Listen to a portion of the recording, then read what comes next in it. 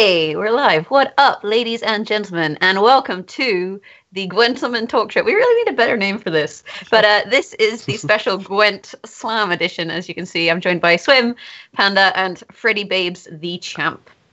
Yeah, I'm just doing the last play of that game that you guys might have just been seeing. Give me like one moment here. But so, what today do we have to talk about, Jaggerous?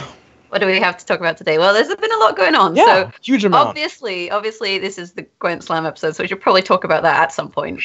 On top of that, for those of you who aren't aware, yesterday there was a update stream, so we're going to have a patch, which is very exciting, so we can talk about that. And we also had the end of the Gwentlemen Invitational last week, so we should talk a little bit about that. You know, that's a kind of important tournament too. And then there's also TGO happening this weekend, so lots of things to talk about. But we should definitely start with Gwent Slam. So, who wants to take the ball with that one? So, Gwent Slam, obviously being held this last weekend. Myself, Panda, and Freddie all attended. I just saw Freddybabes' name here. Freddybabes the champ. Yeah, Yeah, and spoiler alert, Freddybabes ended up taking the victory of the entire tournament. Freddie, how was that like for you? How did you feel? Yeah, I mean, it was pretty good, I guess. Yeah. I don't know. Pretty good, I guess. I don't have the comparison to what it would feel like if I didn't win. Maybe we could ask that. No, well, luckily we've got me and Panda here to help you out with that. Yeah. Casual BM right there. Like, I don't know what it feels like. I didn't mean it maliciously. No, that was What can you do? I had a great experience in my quarterfinals match. It was a really fun one, very intense. Yeah. I feel like we should start with the beginning. And for me, the beginning was the bull pit. Like, I never thought I would want to see a bunch of grown men play Gwent in a bull pit until that actually happened. I was like, maybe this is how Gwent should be played from now on. Yeah. So, why does Life Coach have a bull pit? I was actually saying as I set up that stream, we were kind of talking about it beforehand. I was saying this is basically going to be the future of streaming as a platform in general. Like not even just Gwent, not even just us, but like streaming. The future of streaming is just going to be done in ball pits. You know, like people these days are buying green screens. They're just going to be buying ball pits next year. Why does Life Coach have a ball pit? Honestly, the question at this point is kind of why does nobody else have a ball pit? I don't know. Panda, Freddie, do you think you could help me explain?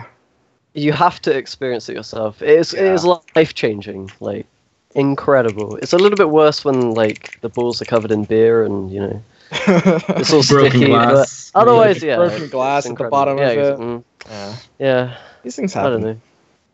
What can you do? I think that's why you can buy like a plastic pool and just fill it up with like balls as well. So you even have like the cheap version of it. It could still work out for streams and stuff. So definitely a great idea, Swim. Yeah, I think this is something that we need to see in the future in future Gwent streams, because although I feel like I wasn't really watching the Gwent at all. Like the Gwent was kind of incidental to the entire bull pit experience, which was kind of maybe exemplified by the fact that it was just a bunch of dudes in the bull pit. Like, I mean, I guess it's a bull pit, so that was kind of a thing. But like that was the first taste of Gwent Slam for a lot of people, and I mean, I thought it was good fun.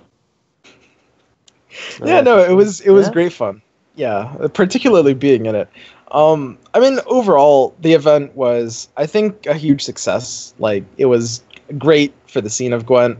I personally, I mean, we all, me, Panda, and Freddie, I can confirm all of us had a lot of fun for that weekend. And obviously, Freddie's pretty happy that he ended up taking the trophy. Yeah, I am. I don't know. The experience itself was just really good, like meeting everyone and hanging out, partying a bit. Yeah, absolutely. I mean, a lot of people, and I'm sure Panda's been getting this too, but a lot of people are, like when I came back, like everyone's like consoling me. Oh, Swim, I'm sorry you didn't win. And I'm like, dude, what are you talking about? I had a blast. Like, no, seriously, it was one of the best weekends of my life. Yeah.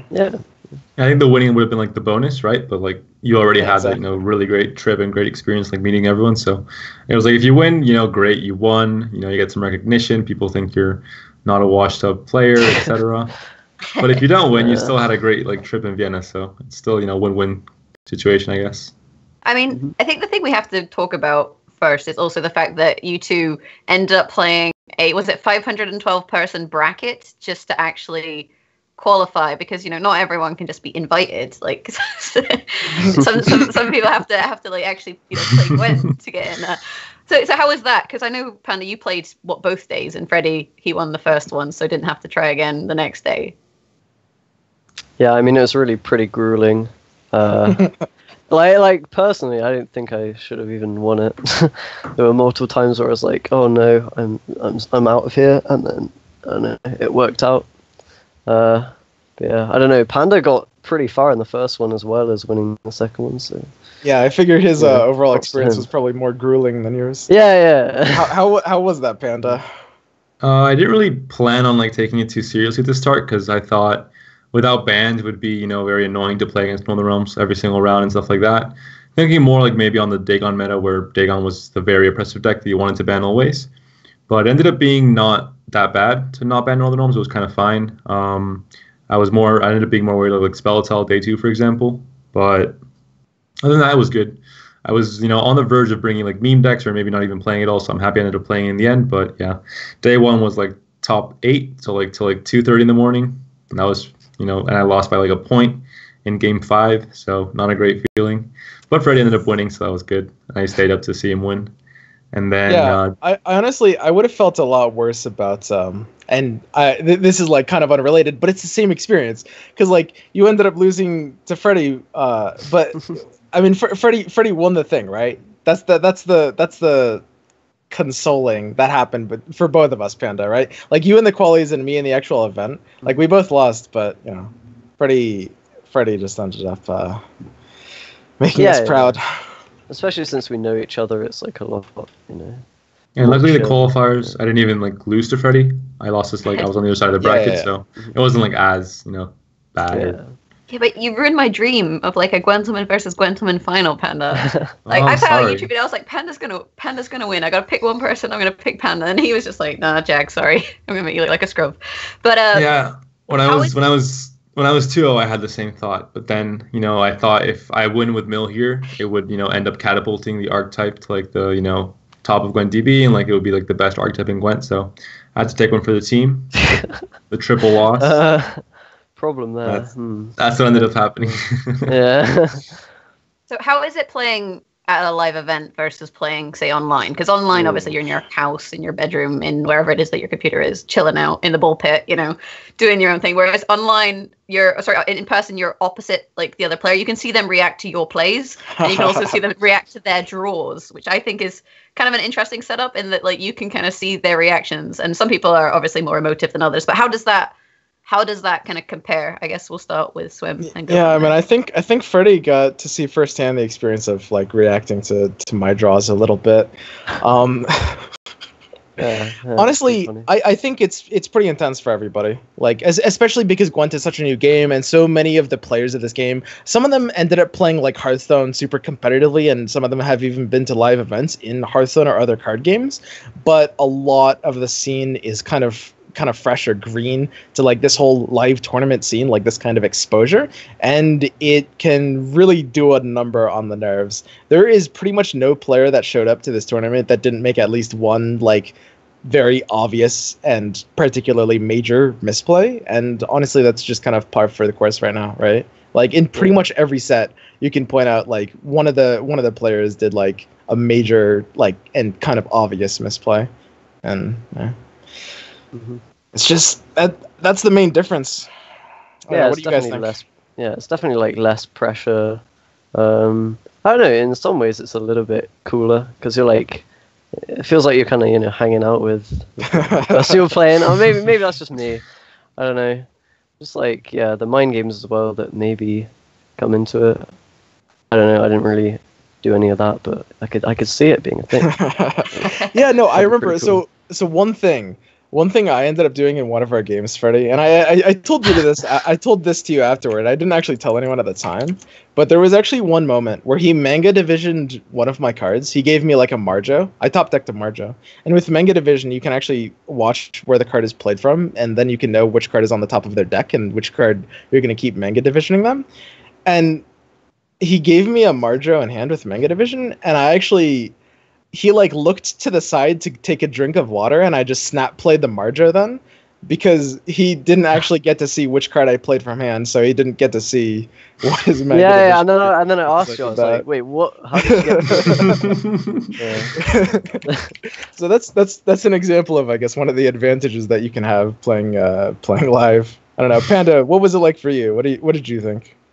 I knew Gangping from before, so there wasn't like any kind of like awkwardness between us. We met at Gwent together like the month previous, so kind of knew each other, and we were laughing the whole day before because we had to play each other, and he was like, "Oh, I'm gonna beat you," and he's like, "No, you're gonna beat me," like just playing around. But I can't even really say it was just nerves. I don't think it was really. I wasn't really nervous at all. I think playing there because it's not like a big stage, like a live audience or anything. It's like you're at someone's like living room playing against someone you already know. It's kind of like whatever. Mm-hmm. I think it was just like it was just brain farts. Like my brain just stopped working altogether for a very key moment in the game, and that's really it. We all had that. I mean, I had a key moment that was pretty much just as bad as yours. These things happen. Yeah. So how do we feel about, I guess, like tournament meta? So I guess we should talk about decks. Obviously, Swim had his Skellige deck that was good fun to watch. Panda brought Mill because he hates literally everyone, and he was like, "Let's make them watch this 3 times." And then Freddie brought Mill as well. You're like, I'm disappointed in you guys, like a little bit, just a little bit. But like, how do we feel about tournament meta in terms of the kind of strategies that people were employing? Honestly, there were some pretty surprising, like pretty unique decks, I would say, brought. Like, for example, Freddie had his Monsters list, which was based on Raikou, and Game King had his infamous, like, Nilfgaard super crazy deck. I had my Skellige deck. Tides of Time had a couple very interesting decks of his own.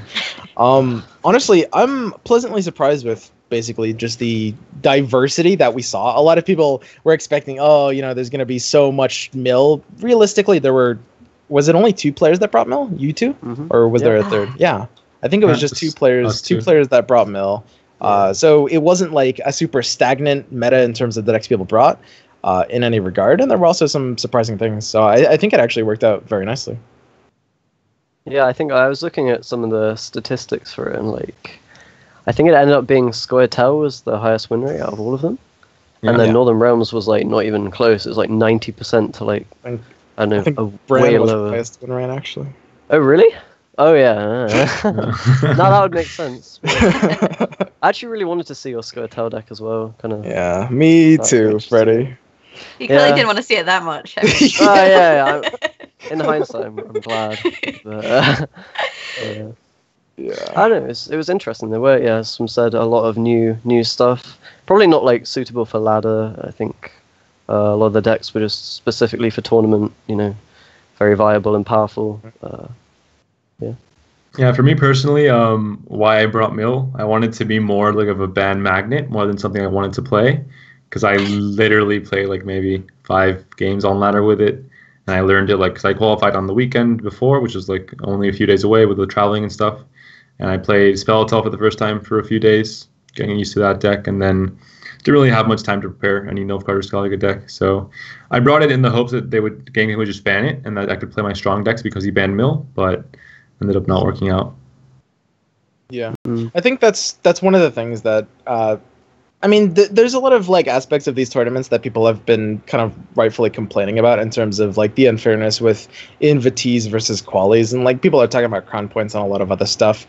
But honestly, one of the things that's maybe the most like one of the largest things that I don't actually think I've heard anyone say is that invitees have more time to actually like prepare their lineup for the tournament, and that's really, really major. I mean, you two had literally like 3 or 4 days before the tournament to prepare your entire thing, just because you didn't know you were going to be it until like at the very end.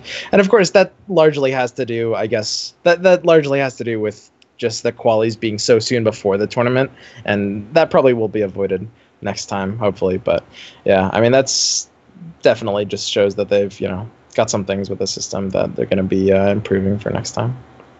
I mean, invitees is quite a hot topic. Like, how do you guys feel about that in general?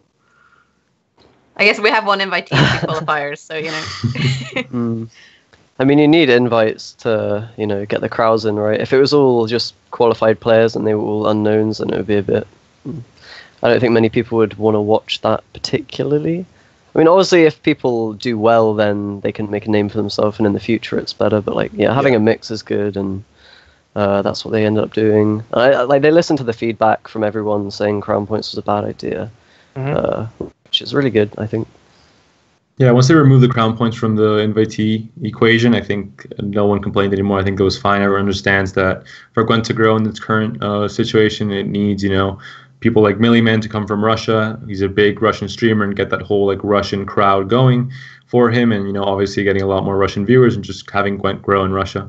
And he proved he's obviously a good player. He was playing on Pro Ladder that the past few weeks, doing very well, and he ended up beating Adzikov. So I mean, sure, there are invitees where you think like, oh yeah, they're just invited, they're gonna just lose instantly. But I think they all played really well and proved they were they had in some ways earned their way to be there, I guess, or they played well enough so like they could have been qualified players as well. Yeah. Absolutely. I mean, the in terms of like the skill level for this tournament, I think it's pretty damn high. There were a few misplays, but like, yeah, definitely, it's pretty great. The thing is with Gwent at the moment is it's not established enough with its own tournament scene that you have players that necessarily have a reputation preceding them. Like if you look at say something like League of Legends, for example, people know players' names from that. Like these players have fan bases and that, whereas Gwent is quite young. It's in its kind of infancy in terms of an esport. So there's not as many players that are known just for being competitive players, whereas there are plenty of people who are known within Twitch as, say, streamers, for example. Melee, you say from Russia, Ties of Time, I guess he's well known from Hearthstone. And you can kind of understand why people are bringing these faces into the tournament, because it's going to get Gwent more exposure. And I mean, you may end up with situations where you end up with players who seem less prepared, like Tides, compared to players that seemed more prepared, like Melee Man, who took out Azdakov, and that's just like something that's kind of going to happen. But I think as time goes on with the scene, it'll be much easier. Like it is going to be kind of easier to also invite players that are also seen as being competitive as well as being known in the community. Like Swim, exactly. You'll be able to do both at once. You'll be able to invite people that are recurring, competitive, proven players, and you'll be able to kind of get the best of both worlds at that point. So Freddie, so you obviously won this whole thing. Now that puts you in a position where you have the crown points.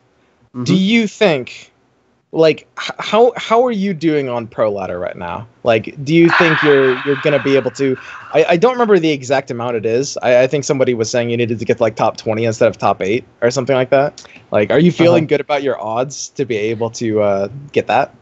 I mean, I don't actually know how it works. I think because on the on the website, the points, I think it's 10. Yeah, they show up as like only counting towards the final event, like the big Masters playoff Challenger. Yeah. Not the Challenger, like the even. Oh, the World Masters. That. Yeah. So I don't think I actually, can get into an open or something from that. It's only like right at the end that it would matter, which is probably good, right? You wouldn't want to be able to skip a bunch of people on the Pro Ladder every season. So I don't know. I don't think it'll make a huge amount of difference. Yeah. I mean, you've got Berger in chat saying he needs to meet you, so clearly it's going to be rigged. This next invitation, it's like, oh, Freddybabes the champ. I guess we'll write him a letter. Yeah. So, how do we feel about Pro Ladder in general as a qualification method? Because obviously we've had CDPR kind of ask the audience, I guess us being the audience, what they want or what we want in terms of invitations to future tournaments. So they mentioned invitees, which is something that the Gwent community has kind of rejected. And then they have this suggestion of a 200 player like bracketed tournament, I believe. Yeah. Yeah.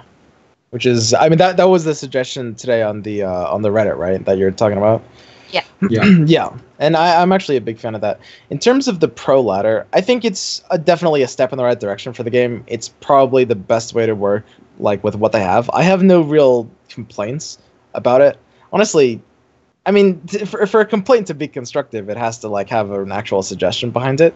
I think the Pro Ladder does create some issues, but I'm not sure if there's real solutions to those. Like, something I was talking about with Panda earlier is it can feel like you need to hit timings very hard to like really gain the edge in Pro Ladder. Like if you're one of the people playing like the spell deck or the movement square deck, like before those decks were really meta, you're gonna have like a large advantage in those regards. Playing like, you know, decks that are strong before they get nerfed gives you a bit of an advantage. And even something like kind of weird, like playing in the first like week or two before a lot of the, I guess, less dedicated players drop out of the system can give you a little boost. I don't know. What do you think about that, Panda? Yeah, I have to agree with you. And I also think when the initial topic of peak MMR was presented, I was kind of skeptical about it before I understood how the faction MMRs would work. So right now, I think it's a very, you know, good addition. I think it works really well. But the key problem I had with it was the possibility of patches coming in midway through a season, and someone peaked at, you know, 1.5k Squaretel MMR, like Adzikov, with that Speletal deck.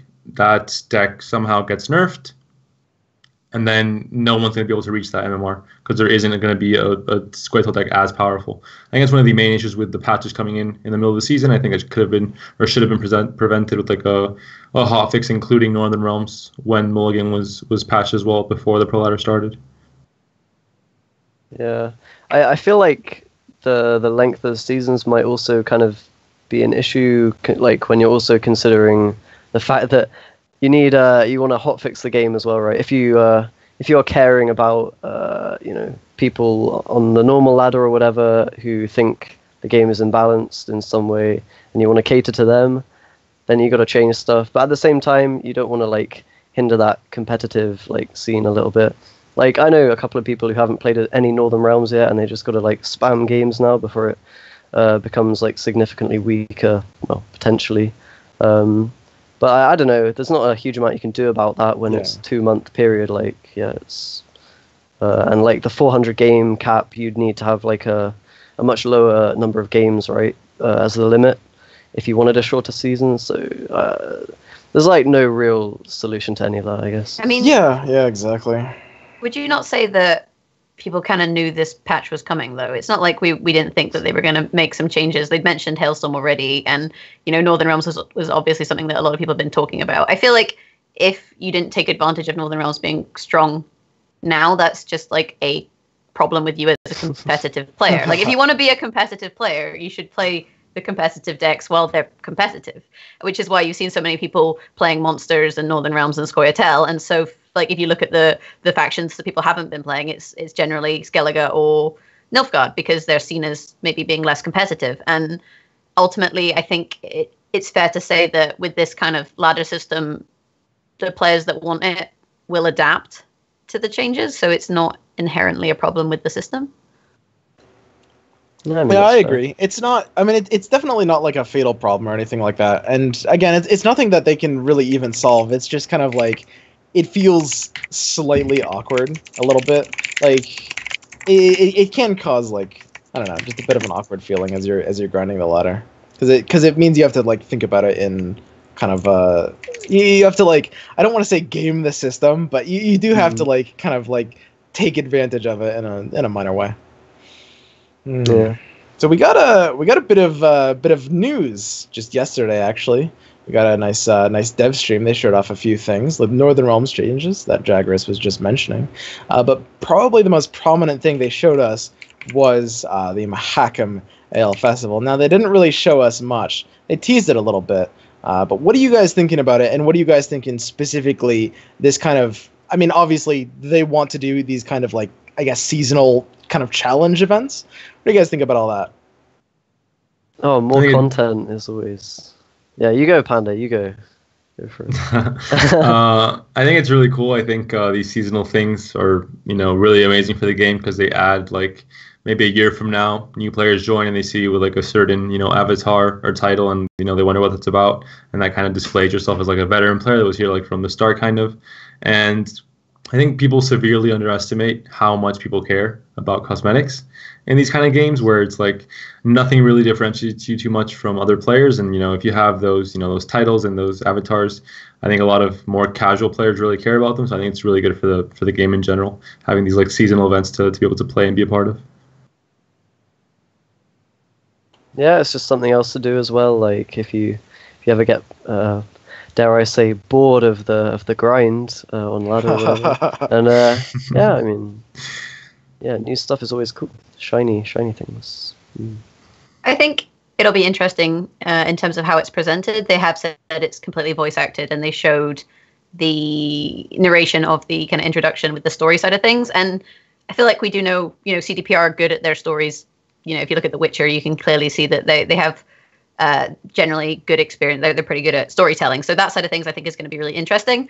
I'm just interested to see how this kind of story presentation translates to something like the Thronebreaker campaign, because obviously they said that's going to be a few hours long, and they said it's fully voice acted and stuff. But is it going to be similar to, I guess, the Ale Fest, in which you have this kind of text kind of introduction and it's more of a kind of written story, or whether they're going to include things like maybe cutscenes or something like that? I'm kind of just intrigued in how, with these kind of single player events, how that's going to tie into something like the single player campaign and those sort of things. Yeah, I mean, to me it seems just about like, thinking about it a little bit. So obviously the single player campaign was kind of always going to, I guess, like one up, for example, something like Hearthstone's single player campaign. I mean, it seems to me, in terms of like what you're getting out of this, that the Mahakam Ale Festival, what they've kind of like talked about it and what they mean with it, is that it's going to be kind of similar to what Hearthstone has as its own like single player mode, right? Basically just special challenges with special rules that you have to beat in certain ways is going to be like an expert even. So like that's already going to be on the level of Hearthstone's single player campaign, and then Gwent's single player campaign is just going to be on a whole other level on top of that. Yeah, I agree. I think the standalone Thronebreaker campaign is going to be like, you could almost justify it coming out like as an indie game, and no one would like bat an eye. Like if that comes out as like a standalone indie, like The Witcher, top-down RPG game, no one would like protest or say like, oh, this isn't enough content, whatever. Like they would be like, oh, this is fucking great. Like I love this. I think my only concern is like they're adding this cool content and it's time limited. So then, is it something that they're going to bring back once a year so that people who miss it kind of can re-experience it? Or do you think that's it forever? Because then I feel like they're putting in a lot of work into something, and then like story and whatnot, and then taking it away. I'm just wondering, I guess I'm wondering like whether that's a wise decision. Like, what do you guys think? Well, in the lore of the game, like the actual Mahakam Ale Festival and the Witcher lore, it only happens every like 25 years. They can't bring once a year. Oh no! So 2032, that's when we'll see the next Mahakam Ale Festival. That's the only lore accurate way to do it. I mean, they could do other festivals maybe.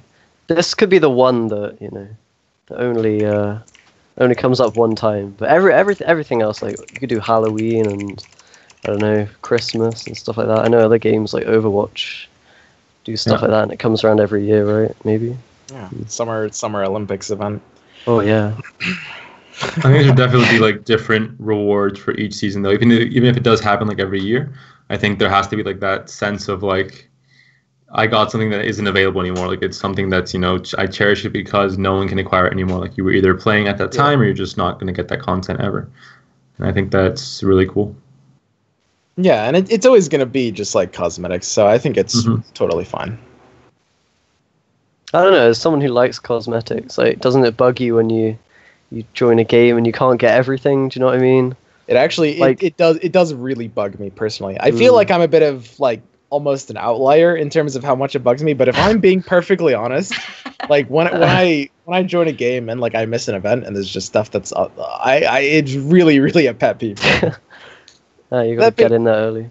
Yeah, that being said, I mean, I feel like that's mostly just me personally. Like, there's definitely a subset of people that is weird, like me, but I feel like most people don't really mind it to the degree. Yeah. See, the way I see it with Gwent is like, I'm not going to be number one every season, so I'm never going to get every single exclusive limited special thing. So I'm actually kind of okay with Gwent with missing out things. Like normally in video games I'm really like, I gotta get everything, I gotta like spend all of my money and get all of these limited things, but like with some of the ones in Gwent, when they're I guess more competitive based, those ones I'm okay with missing. But I feel like if with the Mahakam Ale Festival or if they had like card backs or titles or avatars or whatever, like special alternate arts and stuff, those are the kind of things where I feel like if they had them in events, I would be really, really kind of sad if I missed out.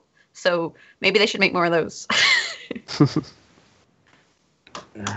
So alongside the Mahakam Ale Festival, they previewed a couple other things from the dev stream. Obviously, we have all seen it. Probably the most notable thing is Luigi specifically said, I forget the exact number. He said something like 25 or something new cards would be agile. They're really pushing 40. 40? Yeah. 40? I heard 40 I said cards. 30 to 40. That's like all the cards. Yeah. I mean, that's like all the non-agile ones left. Yeah. Right? Yeah. So, I mean, that's probably the most controversial thing. Like, that is the biggest thing, the biggest like bomb that they dropped in terms of controversy from like the changes they showed, because there was just a few other balance changes outside of that. So it's obviously a topic that's been, ongoing for some time now. Who's in the camp of, all these agile things being good, and who's in the camp of agility is literally Hitler? So Oh god. let's start with Jaggerous. Jaggerous, what camp are you in? I'm on Team Allies this time. I'm really frustrated with all of the agility. I understand. So on the stream, they said, we're adding all this agility. We're doing this because we're adding something else towards the end of the year that it's important for. But it's not the end of the year. Like, we don't need it yet. I'm so mad. So the way I find it frustrating, because I feel like with agility or lack of agility, you can kind of preempt your opponent a little bit. If you understand their deck or understand their cards, you can maybe try and preempt some of the cards that they're playing. And it gives meaning to rows, because I feel like rows are something in Gwent that have kind of lost their meaning recently. Yeah. With this is the melee, the siege, and the ranged row, but you can play things more or less anywhere. So I'm a little bit frustrated in that with this increase in agility, they haven't yet made the change that they want to make. But I understand also why they're doing it, because you need your player base to be kind of okay with how things are kind of happening. If suddenly you made it, like maybe if everything wasn't agile and then suddenly you added agility, that would kind of throw people off. So I can understand from a development perspective why they've made the change now. I'm just a little bit frustrated with it, because I feel like it maybe takes some of the nuance out of Gwent. Yeah, I agree. I mean, in part, if we don't know what's coming, we can't really judge yet. But without knowing what's coming later and what they're preparing this for, it feels like there's a discussion where like people are saying that it's going to make the game more complex because you have more decisions, and the better players can be able to play at a higher skill level because they have all these decisions to make. But I think it's the total opposite. I mean, right now I think it's the perfect amount of complexity between agility and non-agility, because like Jagger said, there are some roll-lock units, and you have to be able to know what these roll-lock units are in each archetype, in each deck, in each faction, and that gives you an edge when you can decide if you're playing Movement Scoia'tael to leave a row empty of units, because he's going to play an Asire in that row, or a Raw Tosser, or whatever it is. So I think there's like a good mix right now, and if you make everything agile, it loses that mix really. Yeah, I don't know. I'm kind of half and half. Like, I do think it does make. It's always going to add more decisions when you have more agile units, right? Because every time you play it, you're going to have to choose where to put it on what row, and then you have to... It makes more decisions, but it kind of makes less considerations, sort of. Yeah, I get where you're coming from. But, like, at the same time, you have to, like, plan ahead anyway, right? So it's like, I'm going to play this here. I mean, it's good when there's, like, a mix of agile units and non-agile units, because then you're like, well, I have to play this one here, so maybe I don't want to put mine on the same row as that one, because then I, play into Hailstorm or whatever. But, like... I don't know. You're definitely losing some of like the flavor of the game, like having units in any row just like running around. But I guess they're going to fix that aspect of it with the changes mentioned. I'm not sure. Like, I'm not too against it, I guess is what I'd say. Yeah, I think Panda probably said the most important part of the argument, which is like kind of we'll have to wait. Like he said the argument hinges on, I guess, like what they're gonna do after, whatever they're doing with agility. And I think that's completely right. Like, it's so hard for us to evaluate from our perspective because we don't know their plans.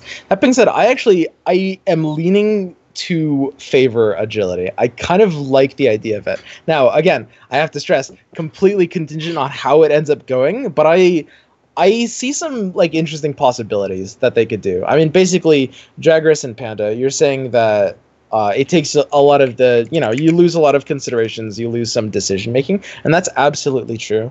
but I think it's very possible for them to kind of add that back in a different and maybe even better way. I don't know. I mean, the game right now is basically, it is true that the game right now and like the cards that are in the game right now are not really designed for a game where like all units are agile, right? That's absolutely not the case. But at the same time, like I can envision a lot of potential options. Like it really frees you up. There's so much identity you can give to these concepts of rows when all units are agile. Like there is a lot they could do with it. So honestly, I'm leaning a bit towards like, you know, having a bit of faith in CDPR, I would say. But again, who knows? It just depends how they go with it, right? But what do we think they're going to add? So with this change, you can more or less place a unit wherever you like vertically and wherever you like horizontally. So you have more or less free positioning with your units. Yeah. But we still have rows and we still have, you know, left to right positionings. So I'm wondering, what do you think? Like, what do you think CDPR have planned, I guess? Do you have any predictions or guesses? Oh, yeah, predictions. No, that's a fantastic question. So, I mean, basically, the problem with the losing of agility, and everybody's right in identifying this problem. The problem with agility being gone is that you lose the consideration and the identity. It takes away the nuance of deciding where to put things when putting things in different rows doesn't matter. And it takes away the entire identity of there even being rows in the first place, right? But, I mean, so, for example, in one of the trailers they showed, there was, okay, hang on. let me backtrack here.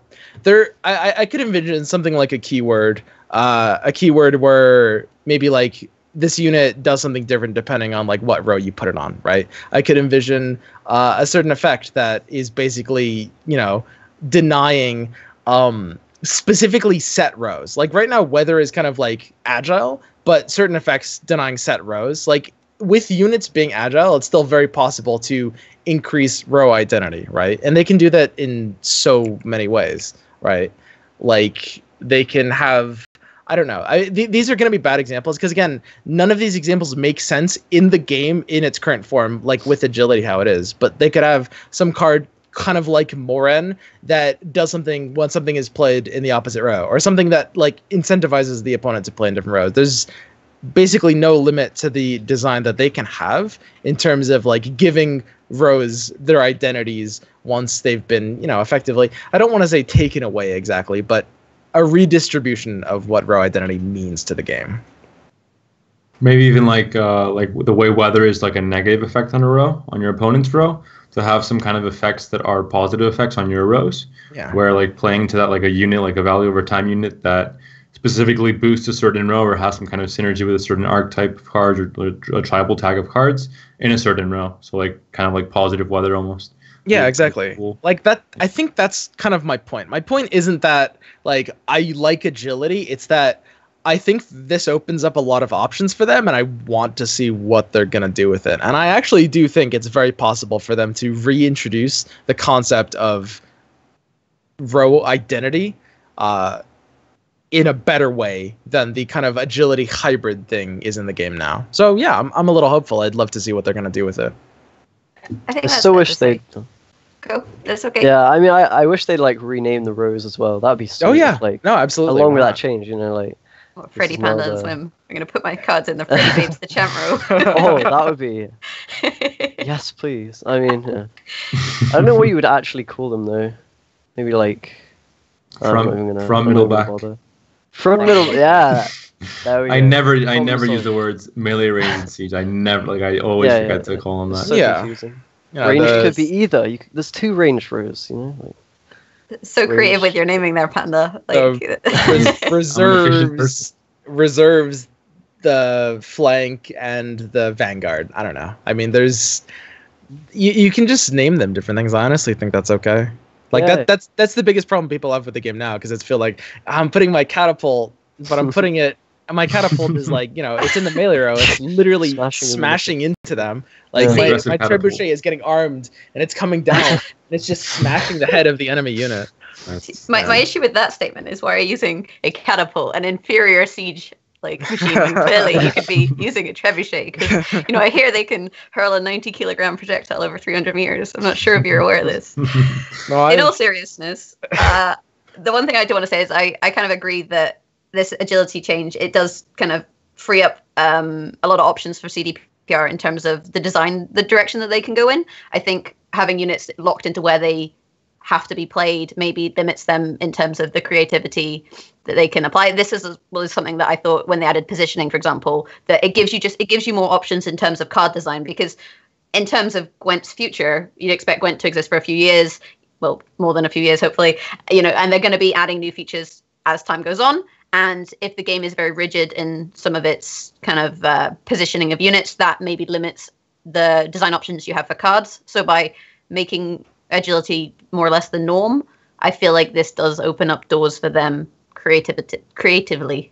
Yeah, exactly. I think that's honestly one of the biggest things to consider. I mean, anybody who's been around for the last 4 or 5 months since closed beta, there's been huge major fundamental change that have happened to the game's core mechanics. The weather changed, the faction passives changed, the gold values changed, and agility as a concept has had its identity completely reworked. I mean, it used to be a Scoia'tael identity thing that a lot of units were agile, and now it's so incredibly different from that.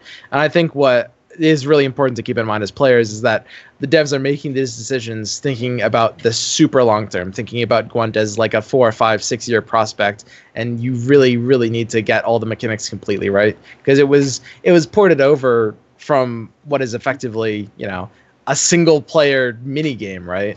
And major changes do just need to happen.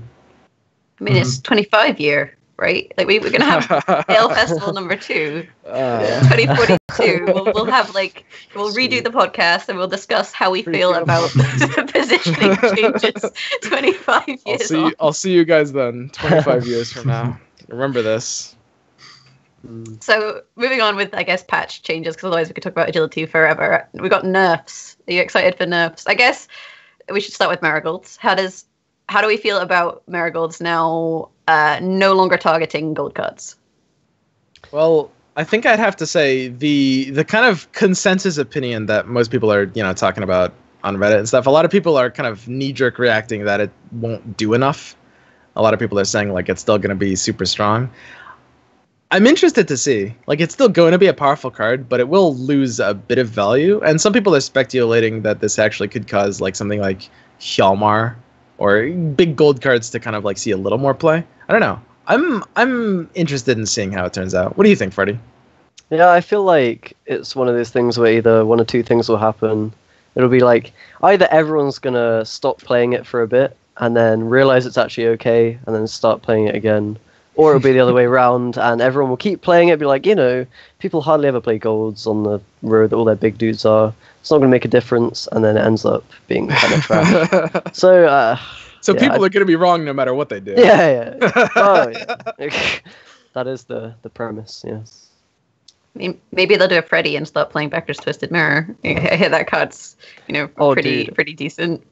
I really want to try BTM and Skellige again, because, I don't know, Swim was testing that at the end of the last patch with Freyas. I think Marigold's still too strong. Not in the sense where it's gonna continue being it's gonna continue being played, but it won't maybe be as annoying because obviously it loses value across the board. But I mean, there aren't really if you think about the finishers for the key factions right now, there's not really gold bodies in those finishers where you're oh, I wish Marigold would hit that gold body, and I would definitely win this game. You're definitely gonna lose some value, but when a silver card is getting you 20 to 40 points in a long round 3, not being able to hit one gold body isn't gonna change anything. What about the fact that there's apparently 40 new agile cards? Everything's agile. That has some impact. Obviously, you're still being dragged around, but it means something. I mean, if you go into a long round 3, which is what decks that run marigolds normally want to do, they have normally ways to push out players out of round 1, etc. They're really you have to play units on some row, and even if you can play them in any row, there's still going to be one row that's going to be favored. If you have Commander's Horn, if you have movement tools, etc., you can still play around that a bit. So it's a bit of a nerf. I think it's a bigger nerf, the fact that there's 40 new agile units and not so much the gold not being able to get hit, but it's still a card that's still going to find value in decks that we're running it now because it's just so powerful as a silver swing card. Yeah, I don't know. There are a couple of decks that just throw it in there because it's going to be a load of points. I don't know, Hensat at the moment. Some decks run that. But they have no movement tools, right? So as soon as everything becomes agile, they probably won't play it. But movement decks which rely on it as like their win condition might still do it. Yeah, sure. Well, I mean, you have Ard. Yeah, Game King has Ards. You know. I've been playing Ard for a while now as well, and I think it's very good in Hensel. That card, yeah, it's not bad. Is it good in Hensel because they stack a lot of things on the back row, so then you can move middle row things to the back row that's already stacked, like, which is maybe not going to be the case with the agility changes.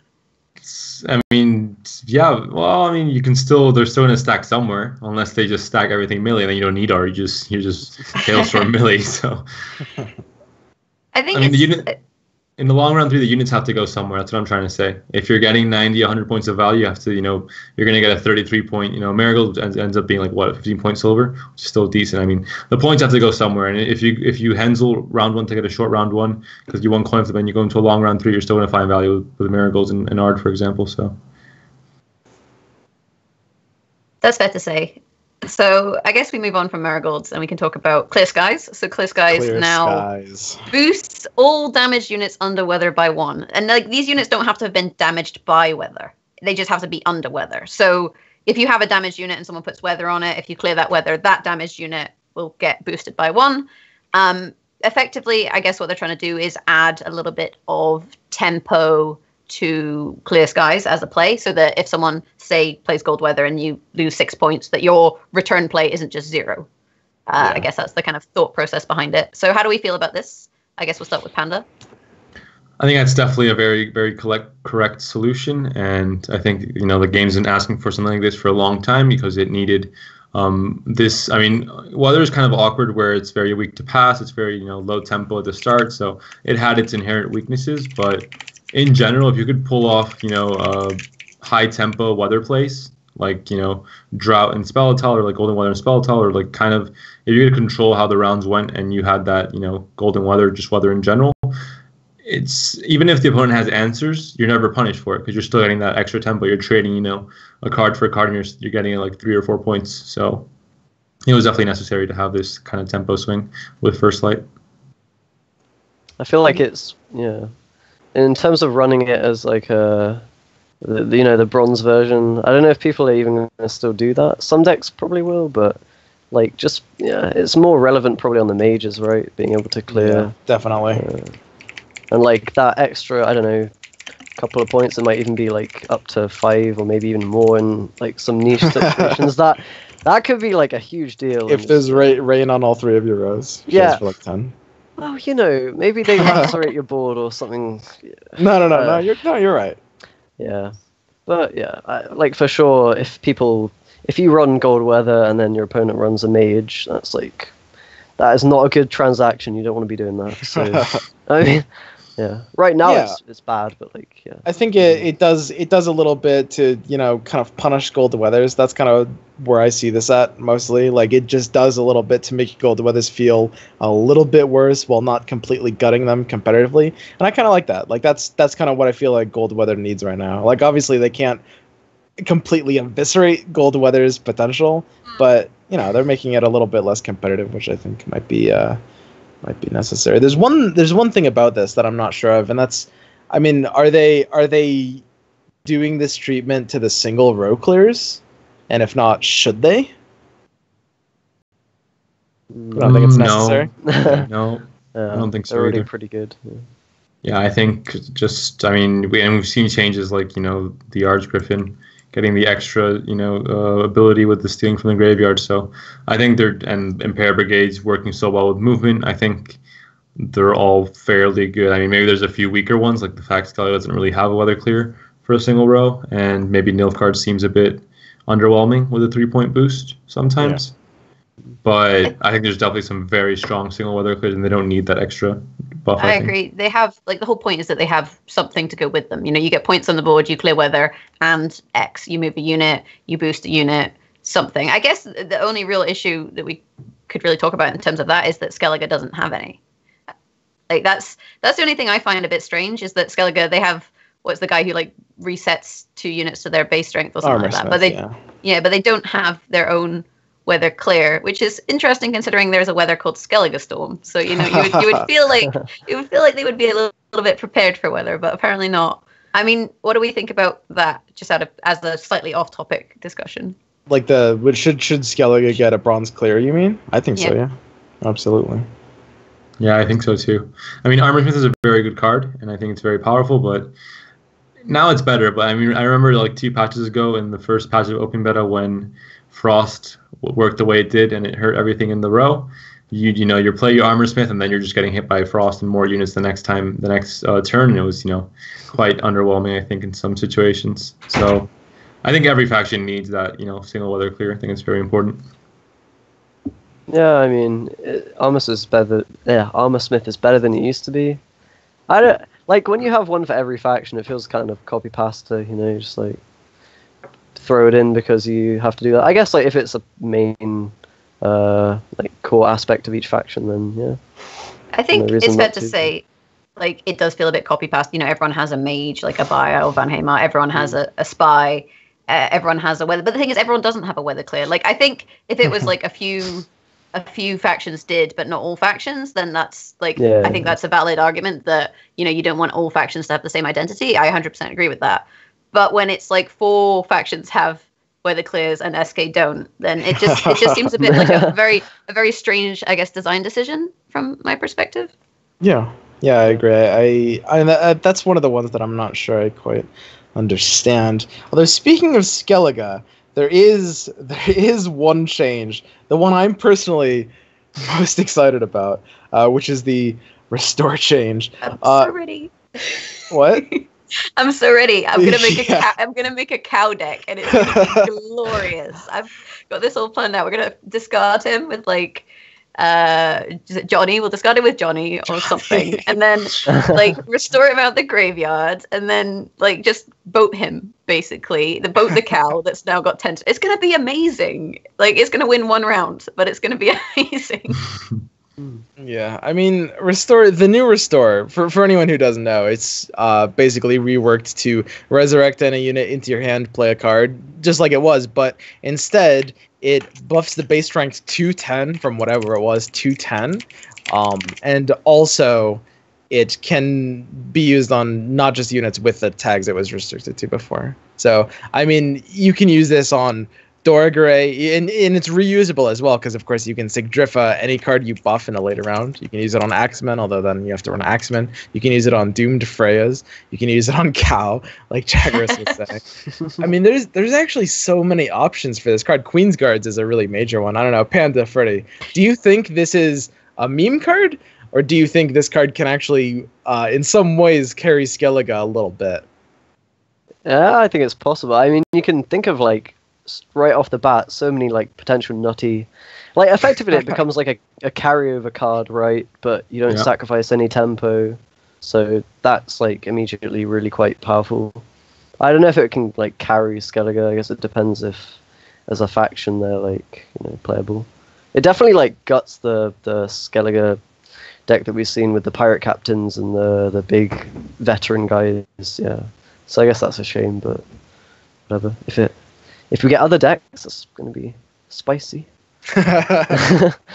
I think the important thing to know is definitely what Freddie said about carryover. It's essentially like the same, like buffing something in hand, because that's essentially what it does, and preparing, a stronger play for round 3 by, it's not even sacrificing tempo really, but sacrificing a silver card, I guess, is essentially just carryover, basically. It's kind of like the Dragoons in Skoyatel, maybe, or like the Hawkers of Ports buffing like a brand for round 3, for example. So it's like a way of kind of doing carryover in hand for Skellige. So, and I think, like Freddie said, there's some potentially very fun combos. We have to see exactly how much value they're going to be worth and how worth it is to pull that off going into round 3. But I think it's definitely going to be fun to see. I mean, it seems to me, and I might be overrating this card, but it seems very strong to me. I mean, like you're saying, it has the carryover potential. It seems basically like a better Sigdrifa, right? And Sigdrifa is already almost auto-include status, pretty much. It's a better Sigdrifa. It has so much potential with so many cards. It has the carryover value if you want to use it, maybe if you're being bled out or something. It's very flexible. You can combo it with Sigdrifa for even more value. It just seems crazy, and I'm actually very excited for it. And you can play your Queen's Guard when you haven't drawn your operator, and then if you draw your operator later, you can just pick up another Queen's Guard. Like it's there's like versatility to it that I think people are they haven't been thinking about, and I think it's one of these cards that once maybe people try and play around with Skellige, you'd be surprised. I think it has like some kind of hidden potential. Yeah, I agree. I think some people, like everybody who's not freaking out about this card, I think might be underestimating it. Maybe I'm wrong, but this card looks pretty crazy. So Northern Realms, I guess, is the last thing that we need to talk about in terms of the nerfs. So Northern Realms, we saw Dunbanner Heavy Cavalry become agile and have 1 strength removed from them. But to kind of combo with that, Stennis now only gives himself 3 armor, and Shani gives the target of resurrecting 2 armor, which works out as a 6-point nerf to a Shani Stennis Dunbanner cavalry play. So that's the kind of. And there's also the Naneki change as well. The nerf, and then there's also the Naneki change, which we can talk about kind of separately, I guess. So I guess the question is, are these cumulative changes? How much do these cumulative changes affect Northern Realms, and specifically which variants might they affect more than others? I mean, some people are saying this isn't going to be enough and Northern Realms are still going to be very strong. I actually think that this puts it in a pretty fair place. I think that Northern Realms, this is definitely a nerf you will feel, right? And the Agile Cavalries do kind of help offset that in a way. It gives you more flexibility. But I do think that the numbers just end up being pretty much just right after this. I don't know. Sorry. I mean, like, yeah. What would you say? 6 points? That's like a really substantial nerf on like a finisher. I don't know. I mean, the finisher was already like nutty, like really a ton of points, but I'm not sure. Like, what are we talking? Similar to Joachim in terms of points? I don't know. Like, I think the cavalry package with all the armor will probably get switched out for like, I don't know. I've already seen people running like Iris and Sabrina with Roach, and like, I don't know, maybe that will become the finisher instead. That would be my guess if I had to predict it. But like, they didn't touch most of the core bronzes that carry, Hensa and Radovid, so like their round one's untouched basically. Yeah, like Freddie said, I think there's going to be like a noticeable change, and it's definitely, I think it's been brought down to like the other factions level. Really, it's not going to be like they had a bit of an edge, and I think that edge got taken off. But in general, Jonah's Hallett hasn't been changed. Rattling Rams have not been changed. The way Hensel works hasn't been changed. Seat supports in the long round. They still have very, very, very powerful tools other than their finisher, and that's still going to make Northern Realms be a tier 1 faction. And obviously they got a bit of an edge taken down, but I think they're still going to be very competitive. Yeah, I definitely don't disagree. I think when it comes to nerfs, you have to be careful that you don't go in too heavy. And Northern Realms was strong, but I feel like they didn't feel completely overbearing and oppressive and dominant like, say, the Savage Bear meta that we had that one time, or the start of the patch with the Mulligan decks that were out there. Like they didn't feel like that. Basically, round 1 you were either going 2 or 3 cards down or just straight losing. For example, they never really felt as bad. So I feel like when it comes to nerfing them, it makes sense to just make a few small changes and then see how it goes, especially when we're halfway through a season like we are now. I don't think CDPR can really get away with making very big changes at this stage. I think in terms of the health of the pro ladder and that, it's much better for them not to.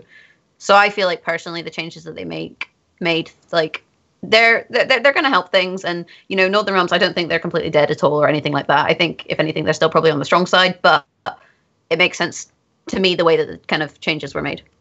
Yeah, I mean, I completely agree with you. Just saying specifically that you can't be too heavy-handed with these nerfs. I think that Gwent, maybe even more so than other card games, it just ends up being so mathematical that, like Freddie's saying, like, I mean, you're playing a game with fewer points than you had before, right? Like, you're losing potential on Aneki, but every single game that you get your entire, not even combo, but like all of your like high value cards off, like Shani, Stennis, Dijkstra, Heavy Cavalry, all of those just being less points, you're just working with less points. And I don't know, I think given Gwent's format, it's very easy to look at a small change and kind of underestimate it, and that's largely why I think some of the changes, some of the nerfs have been, very kind of over nerfs even. I mean, there are a couple of other like point changes. Like I think DJ got put up to 4 points as well. Like they add up. Like every extra point you lose on a card, that's over a course of a game and over a course of multiple games, it really is gonna like lose you quite a few. But yeah, can we talk about Naneke? Because go on. What do you want to say about Naneke, Freddie? That's secretly like a mill buff, right? Because you can't Naneke decoy anymore and just like auto win the game if they don't run artifact compression. And it also like kills Radovid basically, like the thinning deck. You pretty much can't play that properly. I don't know. What are your 2 cents on it, guys? I'm actually not sure. You're saying specifically it's harder to get 2 Nanekes off because you're not gonna have enough units in your graveyard?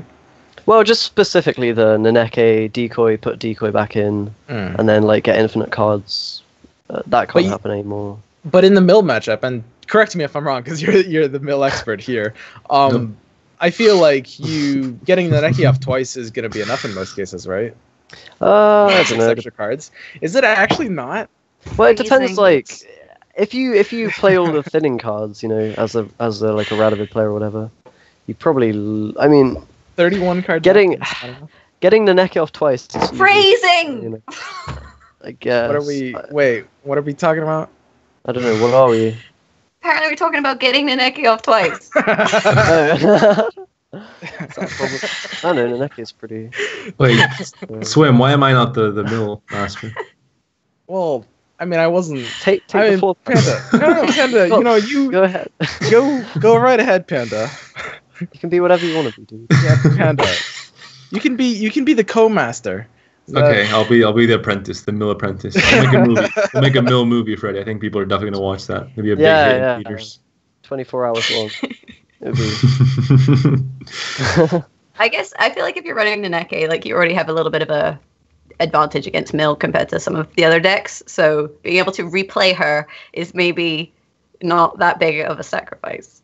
Okay, maybe I'm over exaggerating, but I don't know. Like you literally cannot win if they have Naneke decoy and you're playing mill, right? Because they can do that combo, whereas now it's a little bit up in the air, a little bit more, but yeah. I mean, probably doesn't matter too much. Like, who even plays that archetype? So, moving, I guess, away from the changes, because that's more or less all of the changes that are coming with this patch. There will be some point changes, obviously, but those we don't really know exactly what's changing. To talk about TGI, because you guys were all part of TGI. You had teams, right?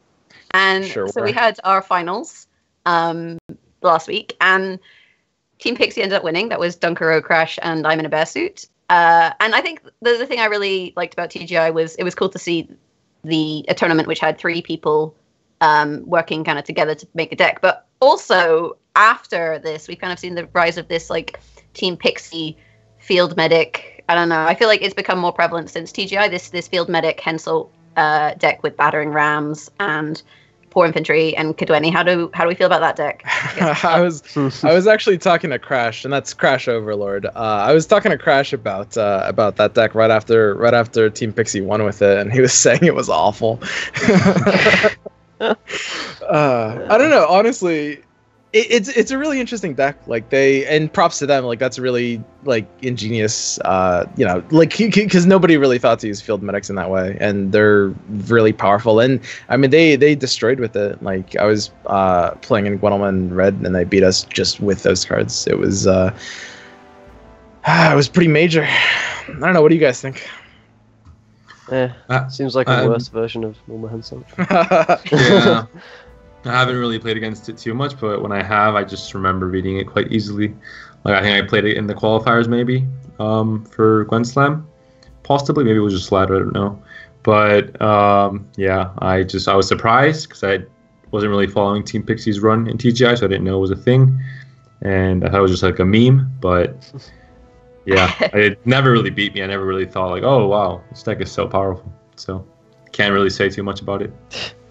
And how do we feel about TGI overall? We can see the brackets here, so you can kind of see where different teams came. This was obviously in the final 16, I believe it is. Yeah, the top 16. And I thought it was really good in terms of seeing new faces in the Gwent community. Like, there were a lot of teams that maybe didn't, like, with players that you didn't necessarily know, and this was a good opportunity for them to show their skill. We also had Korean Gwent, the 6th faction, were in the finals, and that was super cool to see. Like, how do you guys feel as participants of TGI? How do you feel? I know, Panda did some casting with TGI. Like, how do you generally feel the event went? I mean, honestly, it was just a whole lot of fun. Like, it went super well overall. Like, obviously, I mean, this was our first event to host, and we're going to, when we do another, event of this style or an event like this on this scale, like, there's going to be a lot of improvements to basically everything. But I think it was a pretty huge success. Like, it was just really, really fun, and everybody had a lot of positive feedback, and pretty much everybody enjoyed playing in it. I think, I think both Team Pixie and the 6th faction were doing really, really well. I actually started to root a little bit for the 6th faction at the end there. I mean, they just had like really, really tight decks and gameplay. No, it's just really cool, like having a game every week to tune into as well. Just a constant stream of competitive Gwent content. That's like good for everybody, right? Yeah, and the team aspect just makes it feel like, I don't know, it's just got a very different feel to it. Sorry, Panda, what were you saying? No, it was really fun to play in, and it was like a new format where it's not normally like something you do in card games, play with a team of people, and I think it made for some very interesting situations where you had to like kind of trust your team, and discussions like, and you had to rope, and then you had to decide something quickly before your card got discarded, stuff like that. And obviously seeing the streams and stuff was really cool, being able to see like all these new players come out of nowhere and kind of make a name for themselves, and bring these new decks and stuff. I think it was really cool to see, and yeah, it was a lot of work. I think got the big shout out to everyone behind the scenes, the admins, the mediators, the production crew for the streams as well. I think it was a lot of work, and it came out really well in the end, I think. That's true, and it's not quite over because we still have the final boss showdown between Team Pixie versus Team Rethaz, so that is still to come at some point on the Gwentlemen Twitch channel. And apparently I'm also meant to tell you guys that if you want to be a team in the next TGI, you should email gwentlemen@gmail.com. So, just send them an email, maybe with your age, gender, location, your ideal date, and and we'll totally get back to you. But yeah, so if anyone is interested in running a team, then I guess you should kind of convince us to give you one. But that email gwentlemen@gmail.com, and someone will probably read it. It just tells me to tell you guys this, so I want to make an interjection here. I'm reading chat, and someone is telling me to talk some trash about Karis and Garuna. So I'm going to say one very, very funny story. So as you guys may know, Garuna is a very trolly person, if you guys have watched the streams. And while we were playing, I believe it was maybe the quarterfinals of the top 16, or maybe the round before. It was near the end. We played a match where Garuna decided, in the game one, he was playing Nilfgaard. He decided to not say a single word throughout the whole game. And he spoke to us 100% through Nilfgaard voice lines. So he has a storage of like all the Nilfgaard voice lines on his computer, and he would just spam different voice lines according to what he wanted to communicate with us. You can imagine the situation. That's like dedication, give us an example to the joke. I mean, he was just like spamming like Alba like multiple times, and like before the voice line even finished, he would start it again. So he did like a musical. That obviously means he wants to push the round. Like, one Alba. Yes, I got this. Let's go. Luckily, it only lasted like one game, but yeah, if he wasn't the one playing it, it wouldn't be as bad. Why didn't that get broadcast? Oh. That's a good question. I think we had a lot of recording issues as well. We weren't very responsible players. I think the other thing to be aware of with the TGI is I think it's fun for the players even if they don't get their games showcased. I know also because of the format being 3 people kind of discussing one deck, it can be quite kind of, you'd be surprised how quickly you run out of time. And I do know a story from Gwent TGI, which I'm not going to name who it was because that's maybe a bit of a dick move. But one team apparently were like playing Neneki. Was it Neneki or Sea? Basically, they're playing a card where you put cards from the graveyard back into the deck, and they were kind of having a conversation like, what do we put in the deck? What do we put in the deck? What do we put in the deck? And then it's like, it's running out of time. And they're like, no, quick, just put something in their deck. And so they decided that Ailerin was the best card. opponent's deck, and I guess you can kind of guess how that turned out. But unfortunately, was not recorded for our viewing pleasure. But this is the kind of thing that does happen during TGI, and I do think it's a really interesting and different kind of tournament event. And I think it's really cool that Gwentlemen do host it. But moving on, we also have TGO, which is the Gwentlemen Open, taking place for September. That will be this weekend, I believe. Yes, this weekend, right around the corner. And if the Reddit detectives are right, and the patch is tomorrow, that means it's going to be played on a brand new patch. Although, of course, it'll be pretty minor, just like, hotfix and stuff. But yeah, day 2 finals are going to be on October 1st. You can sign up with the link in chat, gwentlemen.com/TGO. I personally will be participating. What about you guys, Jaggerous, Panda, Freddie? You guys in? I think I'm on commentating and that sort of thing, hosting next week, because we will have a stream as well. I don't know. I can't dedicate that many hours to Gwent. I'm a filthy casual. Yeah, I know. It's actually a relatively long weekend to sign up for it. Yeah, I would, but I'm actually moving to uni over this weekend. So yeah. No, the truth is, I've played in all of them up to now. Freddie's undefeated Gwent champion at the moment, and so if he enters another tournament, yeah, exactly. he might lose. I can't play ever again. He's camping. This is where you retire. You got to retire on a high, right? So, like Mogwai. That's what Mogwai did, So, yeah. He has to ride the wave for at least 2 or 3 weeks. If he's contested already 1 weekend, then he's doing it wrong. Yeah. I will be playing in it. Ooh, probably. Maybe we'll see each other, Panda. Maybe we will. Maybe it'll be another Gwentlemen showdown. I'll bring Mel. You bring Neki. Manga Division. Like we said, 30th of September, and then the finals October 1st. So if you get through, then you can go to gwentlemen.com/TGO to sign up. And it's a really good experience for people who want to try out a tournament and just kind of see maybe where they stand in terms of competitive play. I think tournament decks are a bit different from ladder decks, as we saw in Gwent Slam with Adzakov, who was number 1 on the pro ladder, getting knocked out by Melee Man, who got invited. There's definitely it's a very different kind of style of play. And so if you want to try that out, then this is the place to do it. Yeah. So it looks like we are at that time again. It's time for viewer questions. So anybody, if you have any questions, go ahead and tag at Gwentlemen in chat, and we will promptly get to them. In the meantime, I have one question for you three. One thing we didn't actually mention here is that they are, CDPR is allowing us to change our card in the player profiles. Do any of you guys know which card you're going for already? Start with Jaggerous. Oh man, well obviously I gotta go for Vez right now. No, I'm not going for Vez.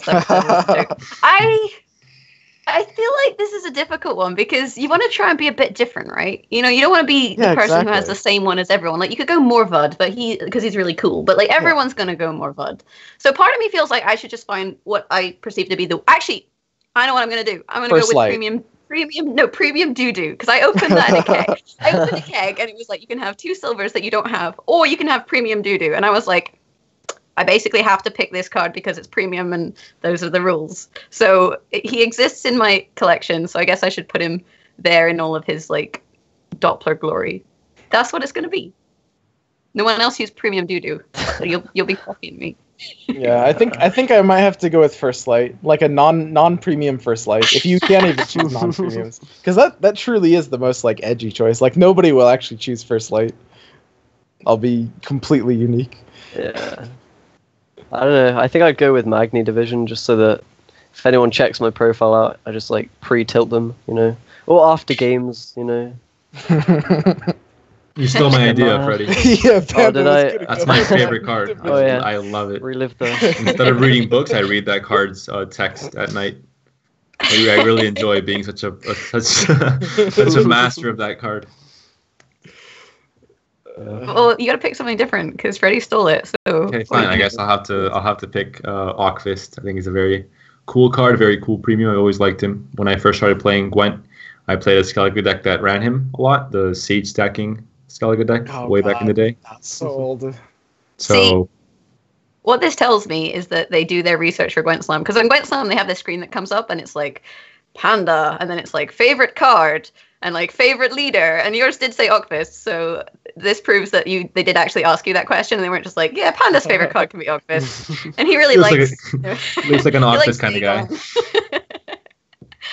Okay, so I have a good first question. Got a question for Freddie. Will you fully go pro as a Gwent player, or will you focus on your studies? Oh, that's a tough one. That is like I need to sit down with my parents and talk that one through. I don't actually know. I would probably just try juggle both, and but like do Gwent more because it's more fun. What are you studying? Oh, nothing like too serious. Just philosophy and psychology. Yeah, I know. Tell us something philosophical. Well. Yeah, we had a few philosophical quandaries over the weekend, actually. Yeah. Swim lost every argument, so. Some good life discussions. Yeah. Productive usage of time.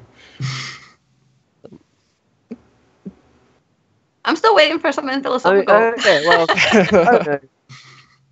Can we just like settle on nothing exists or like nothing matters? That'll do. That's pretty philosophical, right? Oh, you're a nihilist, huh? Cards don't matter. No way. Yeah. There we go. Cards don't matter. Cards don't matter. Okay, let's move on. Questions. Yeah, if Panda, Freddie, if you guys have any, if you see any questions in chat, we're meant to be reading. This is a team effort. If you guys have any that really strike you, pretty much whatever your choice is.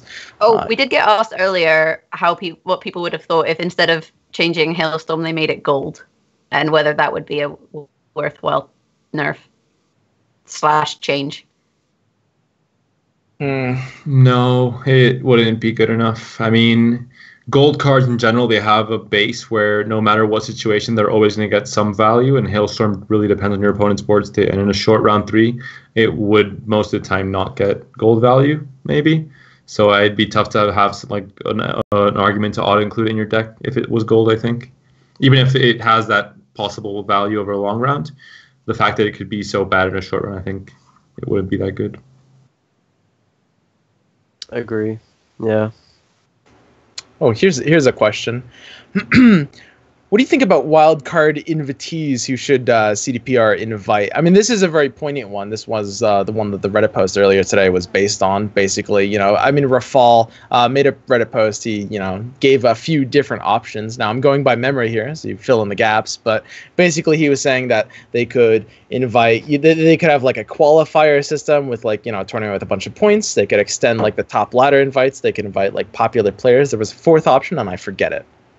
It was one Polish player and one player who was the top of pro ladder from Poland, so that they were representing Poland because that's where CDPR is based, and one person who came through the qualifiers. I got you, Swim. That's cool. I read it. Well, not just Poland, but wherever the tournament is being hosted, that specific tournament. I think there's some tournaments in the future being hosted elsewhere, from like the map on top of the. But if they have a tournament from Australia, they're going to have to invite the best Australian players. I mean, everyone knows Australia is not remotely competitive.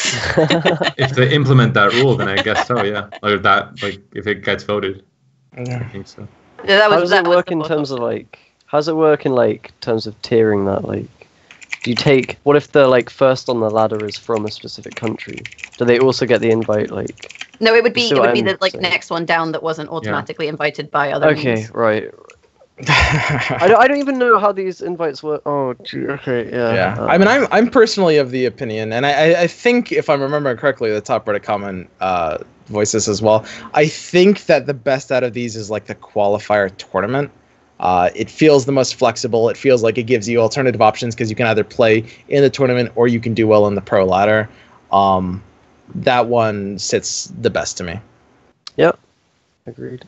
Yeah, I agree. Number 1's the best. I think number 3 is interesting to think about, and maybe if number 3 was not 2 invites but 1 qualifier from a tournament and 1 invite, maybe it could be considered. But even then, I think it creates a very awkward situation where CD Projekt Red has the decision of who to invite, and with money on the line, crumbles on the line, etc., it makes it a very tough situation. There's always going to be backlash no matter who you invite. If you're inviting certain Gwent streamers, fans from a different streamer might be like, oh, why is he invited and not this guy? I think this guy deserves it more, etc. So it'll make for very awkward situations, and I think it won't be healthy for the game or the community in general, to be honest. I think CDPR knows what they're doing. Like 100% putting this poll out, they knew that people were going to vote for number one. I don't even question that. Like this is a way to appease the community whilst also doing what you initially planned.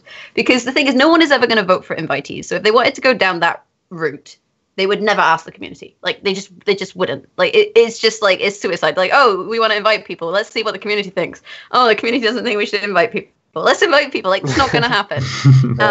Whereas like the kind of online tournament structure is what the community's been asking for a while. So then by framing it as a choice rather than being like, this is what we're going to do, the community feels like they got to choose. Like, and then you feel like, yay, CDPR, like they care about what we think. Like, that's a bit of a conspiracy theory. You're saying specifically that CD Projekt Red is basically just doing that vote solely for the purpose of like making it seem like they listen more.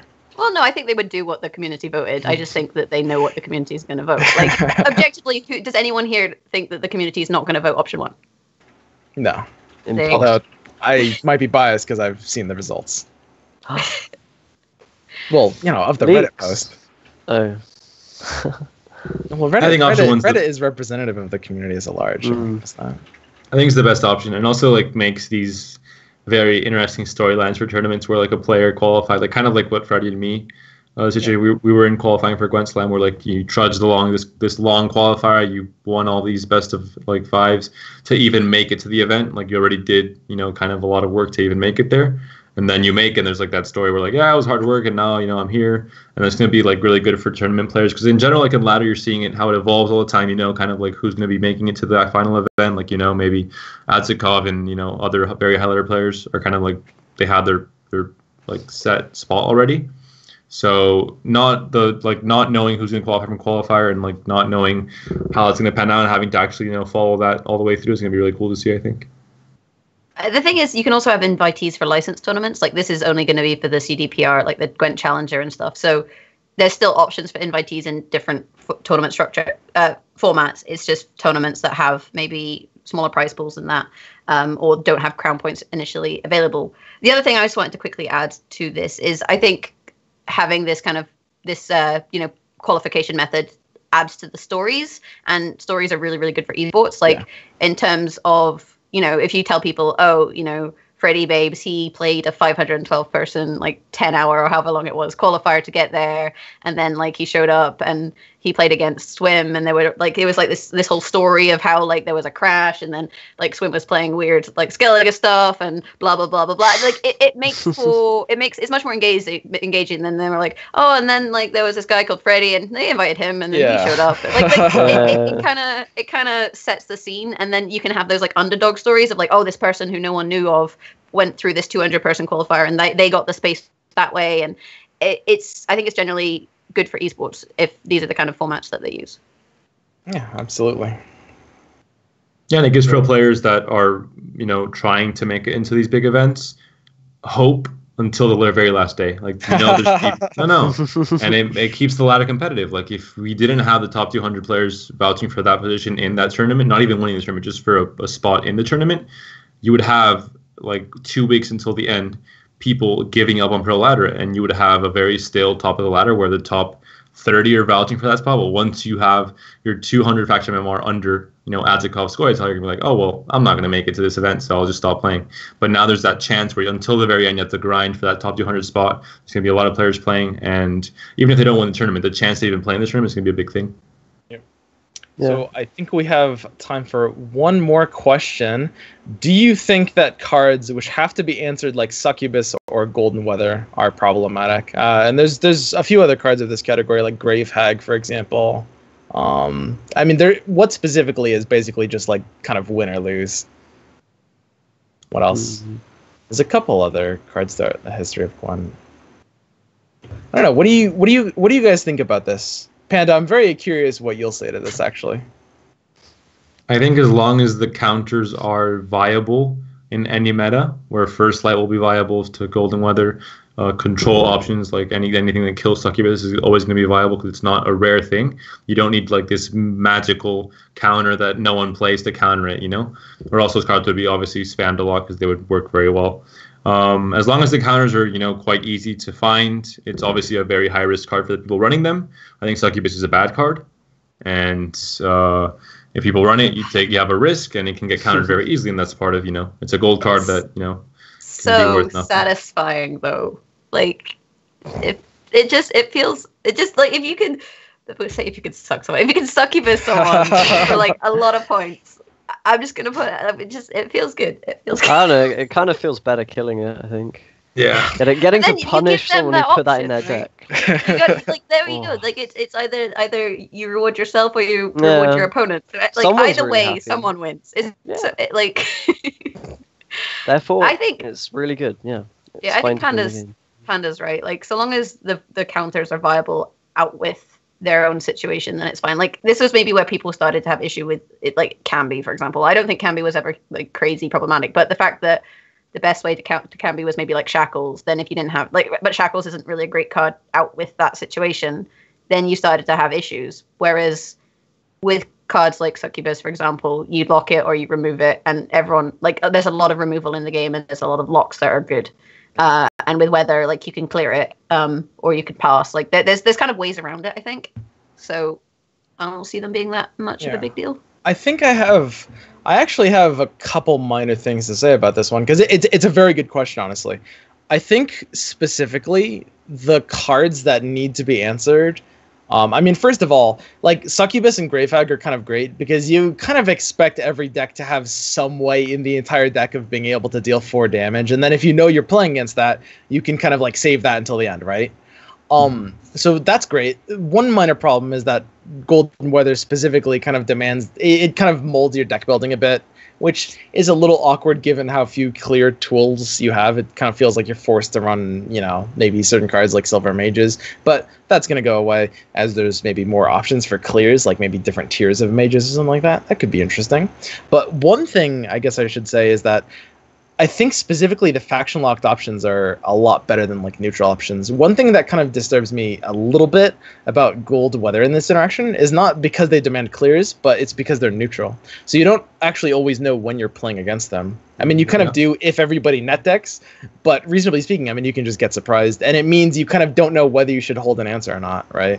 And of course, that's like maybe part of the fun. But it kind of reduces the amount of counterplay, because the counterplay of being able to be like, okay, I'm against a Monsters player, I got to play it safe, save this for Succubus. That's very cool. I like that. But when it gets to be like, I guess I can't ever play my Silver Mage until like 3 turns before the end of the game, just in case. It's a little. I love how we're hearing this from a man who just got droughted 2 times in the last hour of their stream. Exactly. It definitely makes sense. I think they're very weak to passing, though. That's one of the mechanics that I think helps in mitigating these very... they can win 1 round. They're committing a gold card to do it most of the times. And if you play around it well enough, you can pretty much always find a pass to get out of that situation. I think it's also maybe relevant to talk about something that's not weak to passing, which is the mill archetype. If you don't have the tools in your deck to counter it, you just lose the game instantly. Yeah, it's kind of the same situation. That's a good point. And there aren't really, like I said before... Succubus, etc. They're just they're countered by control, Golden Weather by passing or by any kind of clear effect, First Lights, etc. But Mill, if you just don't have the tools, I've been playing Hansel today with a deck that thins quite a bit, but not really to 0, just thins like 4 or 5 cards, without an Eki or anything. And if you go against Mill, you just have to forfeit. There's no other option really. And even if you run like a singleton and Eki without a decoy, is that even enough to make a difference? Like that's the thing. I think you're totally right. I don't know. I feel like against Mill most of the time it's winnable if you know you're against it. What scares me the most is like Amir Spies popping up, and then you don't know whether you have to mulligan for Mill or not. And like if you don't mulligan for Mill, you're gonna lose against Mill, and then I love Amir Spies because some people just see it and they're like, right, forfeit. Like I can't be bothered with this. Yeah. Just like you don't even have to do anything. It's like this is how you climb. Like you guys want to climb a ladder, just play Amir Spies, and then either they mess up their mulligan or they forfeit, so you're in a good position. But similarly, it's like Calvé Mill. Yeah. Oh, Or Brad Mill. Like, there's so many mind games with Mill. It's actually funny because definitely, in no. in Gwent Slam, Game King brought a Calvite deck with soldiers and stuff, and I didn't know what it was, but through context and through like our conversations the day before, I understood it was something quite spicy. I had the idea that it was going to be Mill Calvite, and I didn't really have answers for it. I didn't prepare. I prepared my tournament to ban Mill. I wasn't really too scared of Northern Realms or Squirtle, to be honest, with my decks, and a lot of people were, kind of weirded out because I banned Calvite in round 1, and that's not normally a ban you expect to see, but it was because I had that threat of it possibly being Mill. So, how do you fix Mill? Like, because Mill is... So the problem with Mill is not fun to play against. And I think part of the problem with Mill being not fun to play against is because it takes freaking ages. And then if you play through all of that and then lose, you just feel really kind of demotivated. Whereas like in a regular game, it takes maybe 10, 15 minutes. You lose, it's okay. Mill, it takes like 25, half an hour, and then you lose, and you're just like, I want to live on this planet anymore, Like, I guess, like, is there a way that you can fix it without basically just nerfing it into the ground where no one would play it? How about if you pick Emir and you put Avalak in your deck, then the turn timer always is 30 seconds long. There you go. Problem solved. You got The game's play. gonna be... Yeah. Well, the turn time is 30 seconds for the Mill player or 30 seconds for everyone? For everyone. It's got to be fair, right? Or just make Yeah. Avalak stubborn. How easy is that? How easy is that? It's pretty easy. Too easy, one might say. I mean, to be honest, from last patch to this patch, I had the very clear idea that Avalak was going to become stubborn, and instead, they added Maggie divisions, and I was like, okay, then I guess this is not going to be fixed. Yeah, it might be sticking around for a little bit. I don't actually know how you could fix it. Like, maybe make it a 7, and then it's more easy to kill. Yeah. But then Then it everyone just runs nerfs. Elza's Thunder, and then I don't know. Then it nerfs Avalak in every other deck, and there are decks that kind of need Avalak to be an 8. I mean, Yeah. it would be an important nerf, like Squirtle movement that Freddie was running with Renew. I think that's a fine amount of milling. Like you play Avalak, you renew him, it's fine.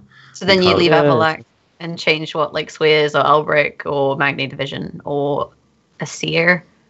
It might have to be Magni, like, just make it so it Yeah. can't... Or just... Yeah, that card's kind of weird, I don't know. I mean, it's it kind of always has to be Magni, right? Like, Yeah. I feel like there's almost nothing So, else for it to What be. do you make it so that you only draw a card if your opponent can also draw a card? Yeah, give it a clash effect. Like that sort of thing. Like, But then why does that? Why does Then that it's card not even like a exist card, then? right? Yeah, Yeah, so then exactly. they Like, it get a literally bronze doesn't copy exist. and you get a draw. Is the idea? Maybe they have to buff it a little bit, but... in Yeah. a soldier deck... Basically, just reworking it to be a different card.